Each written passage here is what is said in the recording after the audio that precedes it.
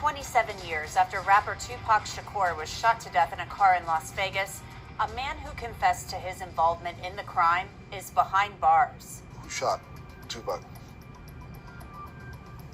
We keep it for the code of the streets. It just came from the backseat, bro. Filmmaker Mike Dorsey predicted an arrest on Law and Crime nearly 2 months ago. I think that they are going to close this case. I think that there is very likely going to be an indictment. Thanks for joining us here on Law and Crime. I'm Anjanette Levy. Las Vegas Metro Police took Dwayne Keefe D. Davis into custody Friday. He's being held on charges related to the 1996 murder of rapper Tupac Shakur. Las Vegas Metro Police searched Davis's home in Henderson, Nevada in July. This is the Las Vegas Metropolitan Police Department. We got a search warrant for the resident.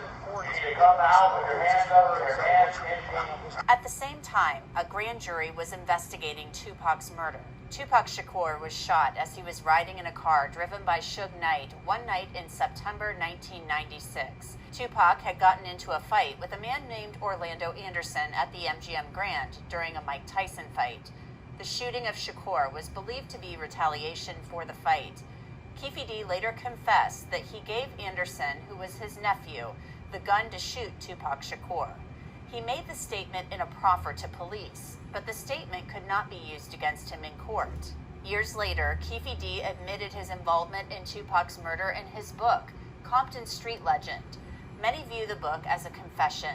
Keefe D wrote about that night. I pulled out the Glock that Zip had given me and tossed it in the back seat. Bubble Up did the driving, Baby Lane and Freaky were riding in the back. Like two rams locking horns, Suge and I looked each other dead in the eye. The terrified expression on Suge's face read, "Damn them N-words." He goes on to write, one of my guys from the back seat grabbed the Glock and started busting back. Tupac Shakur died days later, and his murder would remain unsolved for years. Orlando Anderson was shot to death the next year. About the news that Dwayne Keefe D. Davis had been taken into custody. Well, this has been, for me, kind of a 10-year journey since we put out our doc, Murder Rap, which was the first documentary that put out his taped confession that his crew did this. And my reaction is that this has just been a very long time coming, and it's just an exciting day to finally have this.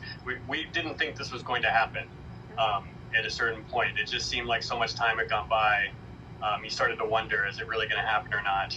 But the wheels of justice turn slowly sometimes, and that was the case here. But they